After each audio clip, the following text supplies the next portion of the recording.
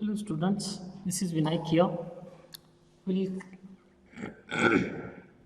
we'll start with the new chapter, that is chapter number 9, Internet and Computing Ethics. So in this lesson we are going to cover these are the topics. So first one is e-commerce, then we have types of e-commerce and advantages of e-commerce and limitations of e-commerce, internet ethics and cyber crimes. So we'll see now all these topics one by one in detail. So here is your textbook. I hope everyone is having your textbooks. So we'll see now one by one. The internet and computing ethics. So internet has become an important part of our life. So nowadays everyone, due to the COVID-19 situation, everyone is at home and you are attending the classes. So this is possible through the internet. So you can communicate with others over internet through emails, online chats, video conference, social networks, news groups and blogs. And also you are attending your classes through Microsoft Teams. That is also possible only because of internet. So you can also send electronic greetings to your friends and relatives. Moreover, you can buy and sell products and services through the internet. So next we have is e-commerce. So e-commerce is formed by the combination of two words, that is electronic and commerce. So what is electronic and commerce? So we'll see now what is commerce. Commerce means transaction involving buying and selling of goods and services. So what is electronic commerce? So whatever the buying and selling is done through the internet is called e-commerce. Means the transaction conducted electronically through internet. So e-commerce is buying and selling of goods or services over the internet. So now I hope everyone uses this online purchasing and all, just like Amazon, Flipkart.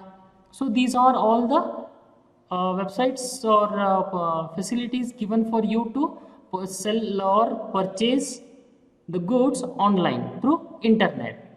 So in e-commerce, each and every activity except delivery of goods is done using online and electronic media. So e-commerce is nothing but buying and selling the goods over the internet. So Flipkart, Amazon, these are all the examples for e-commerce.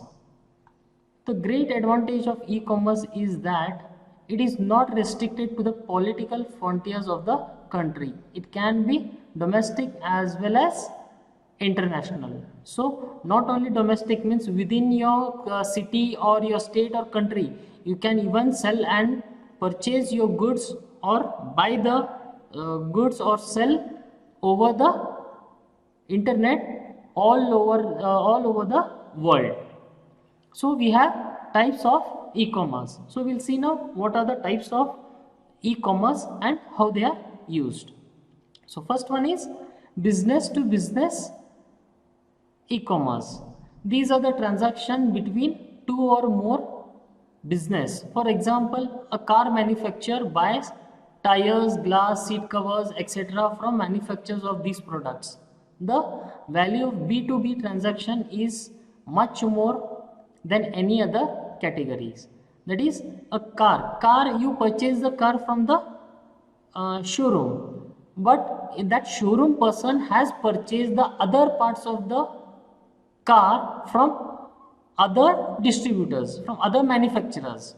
Then he compiles it and assembles all the parts together and he forms the car. So that is business to business, that is B2B e-commerce. The next we have is business to consumer, that is B2C. These are the transactions between business and consumers for the use of final goods and services. For example, customers shop online for books, clothes and toys. That is, you have your online websites like Flipkart, Amazon and all. So those there you order it, but directly you don't get from the internet. There someone is selling through the from his shop he has assigned and he has taken a slot there in the website. So from there when you order it, the products are delivered to you from the shop itself. So that is business to consumer. Next is business to employee, that is B2E. These are the transactions or services provided by business to its employees. For example, announcement of company policies, management of insurance policies, etc. So some of the companies are there. So those companies, those sell the products or give the business to their employees. That is business to employee e-commerce. The insurance policies and all, they have the companies, they sell it to the employees. That is, when you purchase the insurance, then you become the employee of that company. The next is business to government, that is B2G e-commerce. These are the transaction or services provided by business to the government.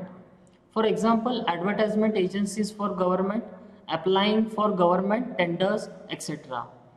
Now nowadays you see all the around you now all what the road construction and development of the city is going on, that is smart city and all. So those are done by the contractors. So those contractors file the tenders to the government and they do the business. That is, they take the tender for that to work. They purchase that or file the tender and from the government. So the government is paying to that contractor. So they take the contracts and do the work. That is B2G, business to government e-commerce. Next we have is consumer to business.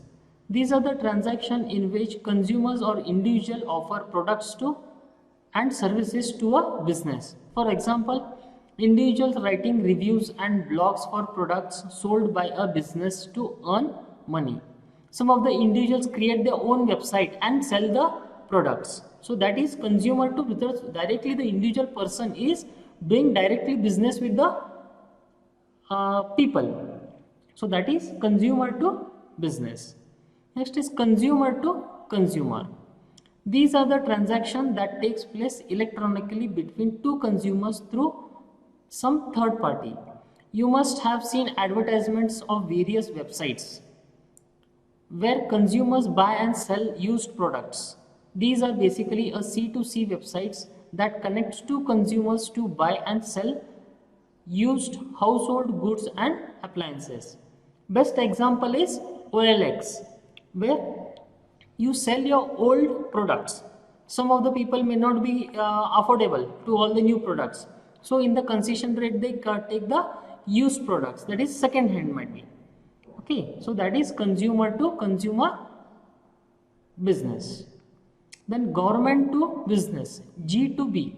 These are non-commercial transactions between the government and a business. For example, online advice or information on government policies, laws and regulations, etc. So one such information can be online display for last dates for depositing various taxes. So paying of taxes and also for whatever you earn or you do the business. For that you need to pay the amount to the government. So that is doing the business to the government. Then government to citizen. Non-commercial transaction between the government and the citizens of country. For example, consumer complaint services, information on government policies, etc. So the government, some of the consumer, that is the people pay the tax and everything individual to the government. So that is done the business to the government. Then government to government. These are the non-commercial transaction between different government organization, department, ministries, etc. So whatever the business takes within the government, that is the amount transaction is done between the government officials itself. That is government to government e-commerce. The next we have is advantages of e-commerce. So e-commerce has become extremely popular because of the following reasons. That is time saving.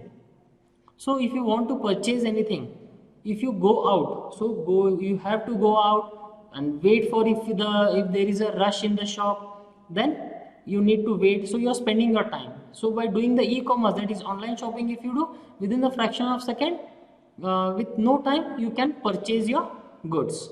And wide variety, that is you get n number of products to buy and sell. That helps small business to compete with big businesses. So in while selling in internet online business, when you do e-commerce, that is you don't see that with a small business or big business. So each and everyone has the opportunity to go online. So there even a small person or the small businesses can be done. And next you have is wide market. Procedures of manufacturers can increase their market even outside the state or national boundaries. So wide market, that's what we've seen. We cannot not only within the city or your state, everywhere, anywhere, one can sell and purchase. Then business is open 24 into 7 into 365. That is advantage of e-commerce is what? It is online through internet. So the business is open for 24 into 7. Anytime, at any day, anywhere you can do the business. Or if you go online, offline, that is if you go to the shop means in the evening time they close the shop, then you will not be able to buy or sell a product. But here in e-commerce 24 into 7 you can do the business. Then better advertisement. Then if you go see for advertisement, online advertisement can be done anytime and it can be reached anywhere. If offline, if you go, then you need to go to the places and advertise your products. And protection against fraud and theft. So while online there is no fear of anyone taking, if you have any costly materials or products, so some might be robbed. But here in case of online, that is e-commerce, there is no the fear of anyone robbing your amount or products. The next we have is limitations of e-commerce. Although e-commerce has various advantages, it has the following limitations. First one is delayed delivery. Sometimes because of internet connectivity or some for due to transportation facility, the products may be reached late for you. Someday they give the delivery date 4 to 5 days or 7 to 8 days, but due to sometimes even within that also the delivery will be late. The next limitation is what? Quality of delivered goods. See, online you can they show you the nice beautiful pictures, but when you receive the products there might be sometimes it may be misused. So there you get what the picture they have shown, you may not receive that quality of product. Then less confidentiality. The consumers do not feel secure that the credit card or debit card information. So while online transaction, you need to pay online. Sometimes they ask you the credit card number and your passwords and all. So sometimes there might be a misusing your details and you might be get fraud. Every company and consumer cannot take the benefit. So some of the people they might not be having the good devices or the internet or online transaction like credit card and debit card for making the payments. So that time those people cannot go for buying and selling the products for online. The next we have is internet ethics. While using the internet various purposes, it is essential that we use our good judgment to avoid any of activity that may cause harm to us or others. Internet ethics are defined as the good values and practices that we should follow while working on the internet. The Internet Architecture Board has issued request for comments RFC document number 1087 that might be some official document number, which defines unethical activities on the internet such as gaining unauthorized access to others' passwords or email accounts or websites. So each time when you are using, you should be very careful. And while spreading virus and other harmful programs to disturb proper working of the internet. So whichever the online sites may not be legal and safe. So the virus can be attacked to your systems and your systems might be hacked. Wasting the efforts of other people. Some might be create the fake website and waste your time. Putting data of computer in danger. When the virus is attacked, then your computer data might be hacked and might be deleted. So that is, we are putting your data in the danger. Then compromising the privacy of the user. So when the computer is hacked by through some activities like spreading virus and hacking, so your privacy, your personal data might be your photos or videos might be hacked and might be misused. Okay, so these are some of the examples which they have given. So you can go through, read the textbook and understand. So next you have is intellectual property. It is the type of ethics. And intellectual property refers to any work that is result of person's creativity and is unique to that person. The creations can be designs, logos, music, artistic work, inventions, etc. Intellectual property rights give power to the creator to stop others from using that work without his or her permission. So sometimes you may take the same logo and put it on your business. So that cannot be done and that is illegal. So you should have some ethics, you should have some rules. So that is what intellectual property, that is not using the others' designs or logos. The next you have is copyright. Copyright is what some of the publish the photos or books or anything. So that one person wants to do the business, and what he does, he takes it copies all the content from the other person who has already done, and that he put his name and sells it. So that should not be done, that is illegal. The next you have is piracy. What is piracy? The term piracy originally meant robbing of a sailing ship in a sea by pirates. So robbing something, it is now used to define illegal use of work. That is one already which is there, and he robs that, he takes the same product and sell it. He puts the different name or anything and sell it to the high prices or something. So people engage the piracy because of the following reasons: high prices of original work. So what, he robs the products from one person, he labels it and sells it to the other persons in a low rate, low price. So what you do, some of the so in sale in markets you get computer softwares or computer parts, movies, CDs, pen drives. These are some other applications. So these are pirated and sold to you by robbing from the other persons. Then next is privacy. Privacy is the right of a person to decide if some personal information is to be shared. So each and everyone is having the right to what to share and what not to share. It is unethical to learn the passwords of email accounts of others and log in into their email accounts without their permission. So if you log out in others' email ID and account, so that is you are misusing the others' privacy and you are hacking them their account. So that is you are hurting their privacy. So that might be punishable. That is an offense. The next you have is cyber crime. Cyber crime is defined as any online activity involving computer and internet that is done with the intention of harming a person, a group of people, or the world at large.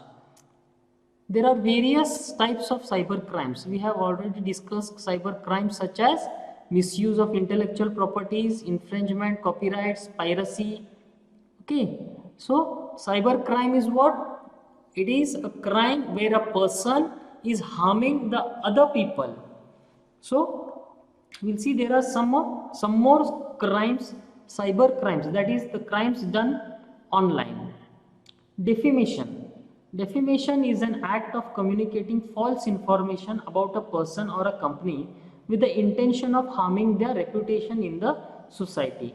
It may be in the form of audio, video, or print media. Any defamation information circulated using the internet is a cyber crime. See, nowadays you get the WhatsApp messages. Some of the fake news might be there. So if we get the main person who has created, and if the message is false, then you might be punished. The next one is hacking. Hacking is what? Robbing someone's email. See, hacking is an activity of cracking passwords for networks, email accounts, and websites of others using computer programs. The person who develops such programs is called a hacker.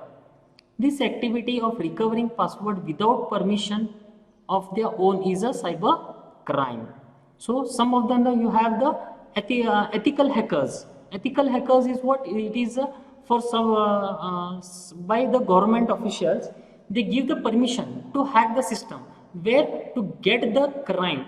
If one person has done the mistake, so those person, he is a hacker. An ethical hacker is what? He hacks that the person who has done the wrong things, he hacks his system and get him catch hold of his mistakes.